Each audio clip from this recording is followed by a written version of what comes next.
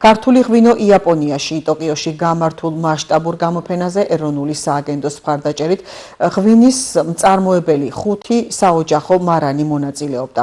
ღონისძიების სტუმრებს იაპონელ ღვინის პროფესიონალებსა და მომხმარებლებს შესაძლებლობა მიეცა დაეგემოვნებინათ ქართული მარნების ღვინოები და გაცნობოდნენ უძველეს ტრადიციებსა და კულტურას. გამოფენაზე მაღალი ხარისხის ბუნებრივი, ორგანული და ბიოდინამიკური ღვინოების მწარმოებლები მსოფლიოს სხვადასხვა ქვეყნიდან მონაწილეობდნენ.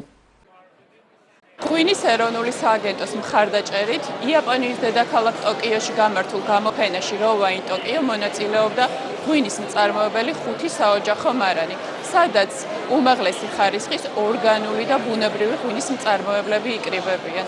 აღნიშნული გამოფენის ორგანიზატორია ცნობილი ღვინის მაგისტრი იზაბელ ლეჟერონი საფრანგეთიდან, ხოლო ტოკიოს გამოფენაზე მოსულ იაპონელ ღვინის პროფესიონალებს და მომხმარებლებს მიეცათ შესაძლებლობა დაეგემოვნებინათ უნიკალური ქართული ღვინოები და ასევე გაცნობოდნენ ქართული ღვინის წარმოების უძველეს ტრადიციებსა და კულტურას. ინტერესი საკმაოდ გაზრდილია შაშაძელთან შედარებით. მე მინდა მადლობა გადაუხადო პირველ რიგში ღვინის ეროვნულ სააგენტოს და ბუნებრივი ღვინის ასოციაციას იმისათვის, რომ მცირე მარნებს გვეძლევა შესაძლებლობა, რომ მივიღოთ მონაწილეობა ასეთ ფესტივალებზე მსოფლიოს მასშტაბით.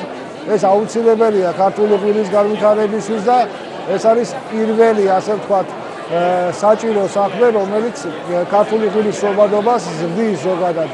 ჩვენ ვიცით, რომ ზოგადად ღვინის ხარისხი, ღვინის სახელი და ქვეყნის სახელი, როგორც მეღვინეობის სახელი, მცირე მარნებზე დგას მთელ მსოფლიოში და მათი მხარდაჭერა, ეს უპირობო მხარდაჭერა, რა თქმა უნდა, აუცილებელია, რომ მსოფლიომ გაიცნოს ქართული ღვინო თავისი დიდი პოტენციალი და დიდი წარსული ტრადიციები და დარწმუნებული ვარ მომავლითაც.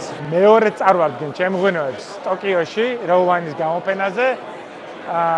ზოგადად გამოფენები ძალიან საინტერესო პლატფორმაა, რომ გავიჩნოთ ინდუსტრიაში მოღვაწე ხალხი და ასევე საბოლოო მომხმარებელი და მივიღოთ უკავშირი ღვინოებთან დაკავშირებით.